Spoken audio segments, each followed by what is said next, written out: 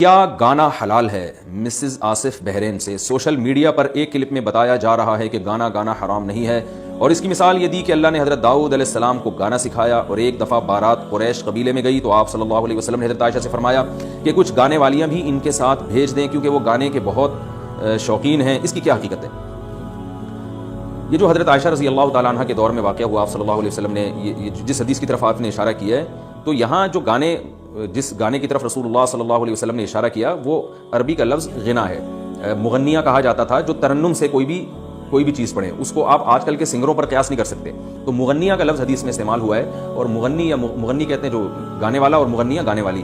تو کوئی بھی چیز جب آپ ترنم سے پڑھتے ہیں تو اس کو بھی غنا کہا جاتا ہے، ترنم سے۔ تو یہ وہ اشعار تھے جو لڑکیاں ترنم سے پڑھ رہی تھیں، جس میں شادی بیاہ کا تذکرہ تھا۔ تو ایسے اشعار پڑھنا ترنم سے خاص طور پر ان مواقع میں جائز ہیں، اور لیکن یہ قیاس کرنا کہ جو آج کل جس طرح سے گانے گائے جا رہے ہیں اس پر قیاس کرنا یہ بالکل جائز نہیں ہے۔ یہ عربی لغت سے ناواقفیت کی دلیل ہے، کیونکہ اس کو بھی کہا جاتا ہے، ان گانوں کو بھی کہا جاتا ہے، لیکن حدیث سے وہ والے گانے مراد ہیں جو رسول اللہ صلی اللہ علیہ وسلم کے دور میں بچیاں پڑھا کرتی تھی۔ جیسے رسول اللہ صلی اللہ علیہ وسلم جب مدینہ تشریف لائے تو بچیوں نے پڑھا طلع البدر علینا من ثنیۃ الوداع وجب الشکر علینا، یہ پورا ایک کلام انہوں نے پڑھا۔ تو یہ کوئی وہ اس طرح کے گانے تھوڑی ہیں جس طرح سے آج گانے گائے جا رہے ہیں، اور ان گانوں میں کس قسم کی بےہودگی ہے۔ تو یہ شریعت پر زیادتی ہے۔ آج جو کچھ ہو رہا ہے یہ بالکل حرام ہے، ناجائز ہے، اس کی شریعت میں کوئی گنجائش نہیں ہے۔ البتہ یہ جو آپ نے مثال دی، داؤد علیہ السلام گانا گایا کرتے تھے، معاذ اللہ نقل کفر، یہ تو پیغمبر کی طرف نسبت بھی اس کی کرنا جائز نہیں ہے۔ داؤد علیہ السلام کو اللہ تعالیٰ نے ایک خوبصورت آواز دی تھی جس کو مزمار سے تعبیر کیا گیا ہے۔ مزمار اصل میں تو موسیقی کو کہتے ہیں، موسیقی کے آلات کو کہتے ہیں جن کے توڑنے کا ہمیں حکم دیا گیا ہے، اور جس حدیث میں آتا ہے کہ قرب قیامت کی علامات میں سے موسیقی کے آلات کا بڑھ جانا بھی ہے، اس میں مزمار کا بھی تذکرہ ملتا ہے۔ تو یہاں داؤد علیہ السلام کو جو آواز کو جو تعبیر یعنی تشبیہ دی گئی ہے مزمار سے، وہ خوبصورت آواز کی وجہ سے، اس میں ایک ترنم تھا، بہت خوبصورت آواز سے اور خوبصورت طرز میں وہ آپ وہ زبور کی تلاوت کیا کرتے تھے، اس کو مزمار سے تشبیہ دی گئی ہے۔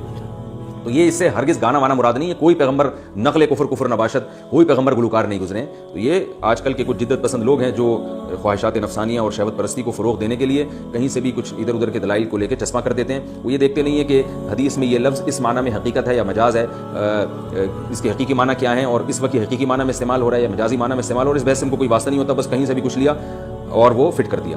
جو گانے بجانے کے ناجائز ہونے اور موسیقی کے ناجائز ہونے کی جو سب سے بڑی دلیل ہے، ایک تو قرآن مجید کی آیت ہے سورہ لقمان کی، وَمِنَ النَّاسِ مَن يَشْتَرِي لَهْوَ الْحَدِيثِ لِيُضِلَّ عَن سَبِيلِ اللَّهِ۔ لوگوں میں بہت سے ایسے ہیں جو اللہ کی راہ سے گمراہ کرنے کے لیے لہو الحدیث، فضول چیزوں میں پڑ جاتے ہیں، اور اس آیت کی تفسیر میں صحابہ تابعین کی ایک جماعت سے ہی منقول ہے صحیح سند کے ساتھ کہ اس سے مراد موسیقی ہے۔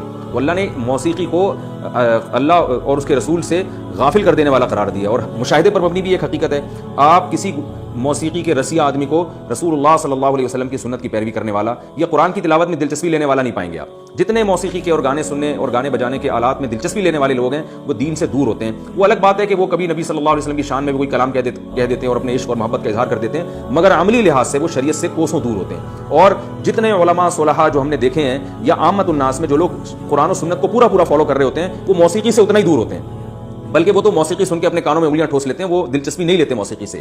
تو موسیقی اور گانا بجانا یہ انسان کو اللہ اس کے رسول صلی اللہ علیہ وسلم سے یہ چیزیں دور کر دیتی ہیں۔ آپ صلی اللہ علیہ وسلم نے فرمایا کہ میری امت میں بھی خسف اور مسخ ہوگا، یعنی زمین بھی دھسے گی جس میں عذاب آئے گا، اور مسخ لوگوں کی شکلیں بھی تبدیل ہوں گی، ایسے عذاب آئیں گے، اور یہ اس وقت ہوگا جب موسیقی کے آلات پھیل جائیں گے اور شرابیں پی جائیں گی اور ان کے سروں پہ دف بجائے جائیں گے، یعنی ڈھول دھماکے جو ہے نا لوگوں کے سروں پہ بجائے جائیں گے۔ جب یہ وقت آئے گا تو پھر انتظار کرو خسف اور مسخ کا، یعنی زمین بھی دھسے گی اور لوگوں کے چہرے بھی اللہ تعالیٰ مسخ کریں گے، ایسے عذاب دنیا میں آنا شروع ہوں گے۔ اللہ تعالیٰ ہم سب کی حفاظت فرمائے۔ اس لیے گانے بجانے سے اپنے آپ کو دور رکھیں۔ داؤد علیہ السلام کی جو خوبصورت آواز تھی اس کو مزمار سے تعبیر کیا گیا ہے، وہ موسیقی کے آلات نہیں تھے۔